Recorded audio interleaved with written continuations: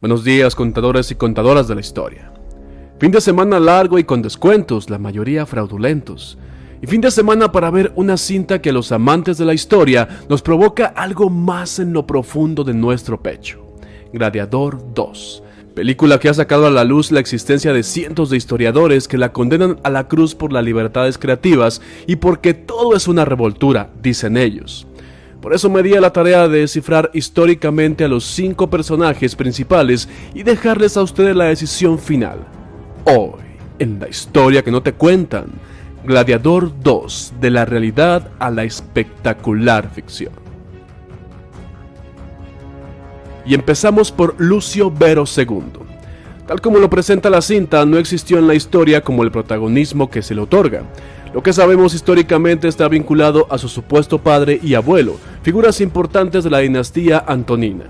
Históricamente, el nombre Lucio Vero está asociado con el coemperador Lucio Vero I, quien gobernó junto a Marco Aurelio, su cuñado y coemperador entre 161 y 169 después de Cristo. Lucio Vero I era esposo de Lucila, la hija de Marco Aurelio, y su matrimonio representó una alianza política entre las familias imperiales. Aunque tuvo hijos con Lucila, la mayoría no sobrevivió más allá de la infancia. Por lo tanto, la figura de un Lucio Vero II, hijo adulto que sobrevivió, es en gran parte una licencia creativa.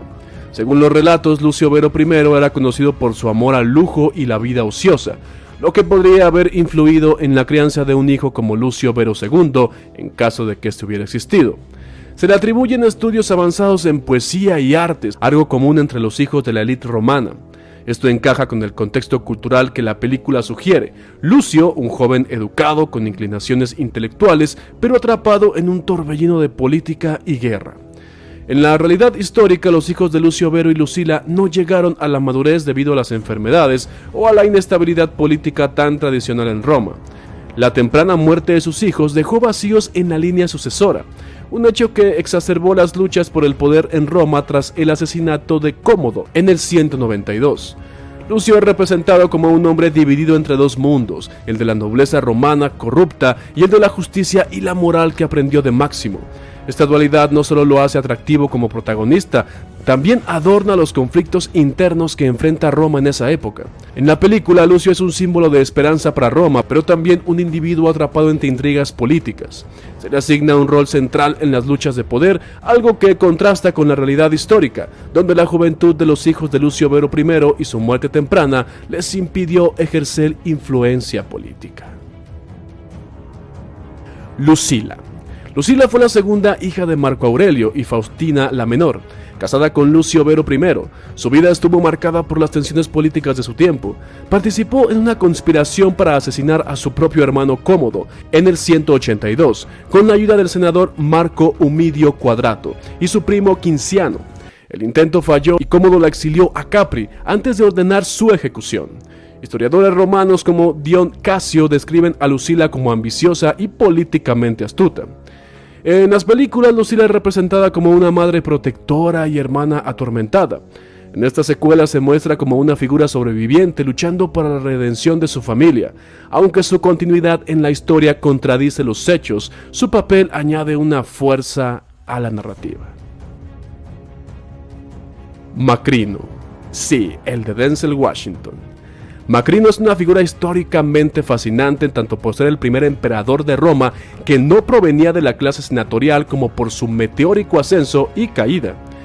Nace en Cesarea en Mauretania, actual Argelia, lo que lo convierte en uno de los primeros emperadores con ascendencia africana. Sí, Roma ya aplicaba la inclusión antes de Hollywood. Aunque no era de familia patricia, pertenecía a una nobleza local y logró obtener la ciudadanía romana. Antes de ser emperador, Macrino destacó como abogado y administrador, ascendiendo hasta convertirse en prefecto del pretorio bajo el emperador Caracalla. En esta posición tenía un poder significativo como comandante de la guardia pretoriana. Macrino jugó un papel importante en la caída de Caracalla, aunque los detalles varían según las fuentes históricas. En el 217 participó en un complot para asesinar a Caracalla. El asesinato tuvo lugar durante una campaña militar contra los partos. Según Dion Casio, un soldado leal a Macrino apuñaló a Caracalla, escuchen bien, mientras este realizaba sus necesidades, vaya manera de morir de Caracalla, al costado del camino. Tras la muerte de Caracalla, Macrino se proclamó emperador con el apoyo del ejército, evitando un vacío de poder. Durante su breve mandato, Macrino intentó restablecer la estabilidad en Roma después de la extravagancia de Caracalla, redujo gastos excesivos del ejército y trató de consolidar las finanzas del imperio, aunque estas medidas lo hicieron impopular entre sus soldados. Cometió el mismo error que Madero. El principal rival de Macrino surgió en la figura de Heliogábalo, un joven respaldado por la poderosa familia de Julia Mesa, abuela de Heliogábalo. Este joven afirmaba ser hijo ilegítimo de Caracalla, ganando rápidamente el apoyo de las legiones orientales. En 218, Macrino fue derrotado en la batalla de Antioquía. Intentó huir disfrazado, incluso afeitándose la barba para evitar ser reconocido, pero fue capturado y ejecutado en Calcedonia. En la cinta es interpretado por Denzel Washington, que realmente cae mal, muy mal. Macrino es representado como un hombre de principios y con gran sentido de justicia, aunque atrapado en el intrincado juego de política de Roma. En la película, Macrino parece tener una posición más estable y duradera como líder, mientras que en la historia su reinado fue efímero. También se presenta a Macrino como alguien con intenciones nobles, mientras que históricamente sus decisiones pragmáticas, como el Tratado de los Partos, lo hicieron ver como un líder débil. En Gladiador 2, Macrino sirve como un vehículo para explorar temas de poder, legitimidad y el sacrificio personal frente a las demandas de la política imperial.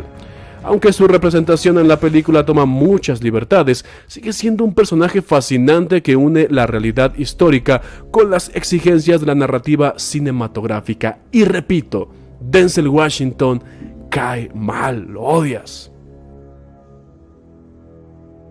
Y por último, Geta y Caracalla. Los hijos del emperador Septimiano Severo y la emperatriz Julia Doma. Su relación y gobierno conjunto estuvieron marcados por una rivalidad tan intensa que terminó en tragedia. Caracalla, nacido en el 188, nació como Lucio Septimio Vasiano, posteriormente conocido como Marco Aurelio Antonino.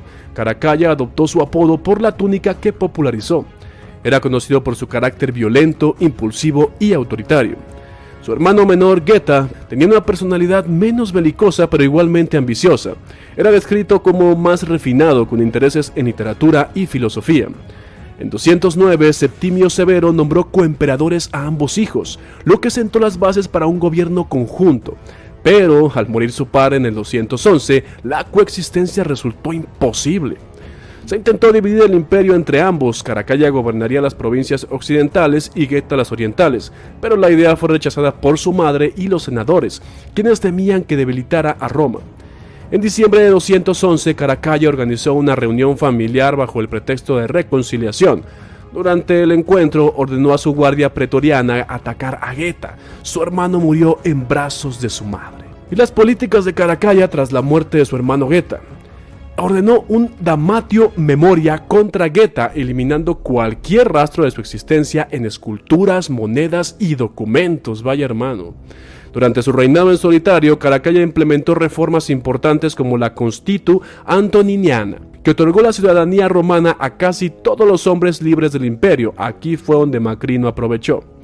Y las licencias creativas de la película. Bien, en la realidad Geta murió antes de los eventos en los que se basa la película. Sin embargo, Gladiador 2 se toma la libertad de extender su vida, mostrando su lucha activa contra Caracalla hasta su muerte. La relación entre los hermanos y Lucio Vero es ficticia, pero sirve como un catalizador emocional para la historia.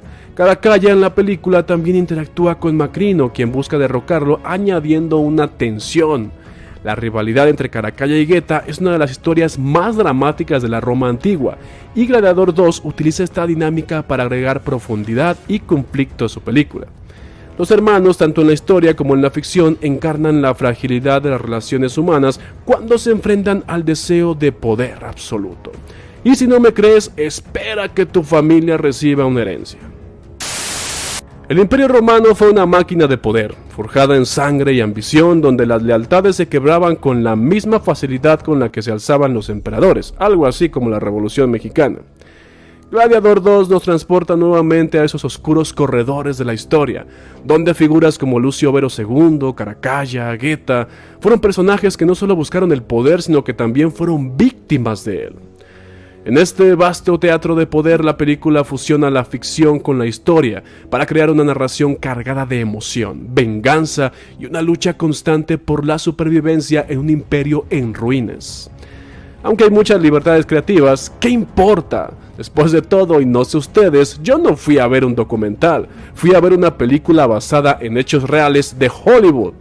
Además, Gladiador, y a pesar de no ser un personaje de anime o de cómics, nos deja un toque de nostalgia al recordar a aquel niño o joven que se emocionó y lloró con Máximo Décimo Meridio, y como hoy, después de tantos años de aciertos y errores, cada uno se vuelve a emocionar con la arena levantada otra vez del Coliseo Romano y de la vida.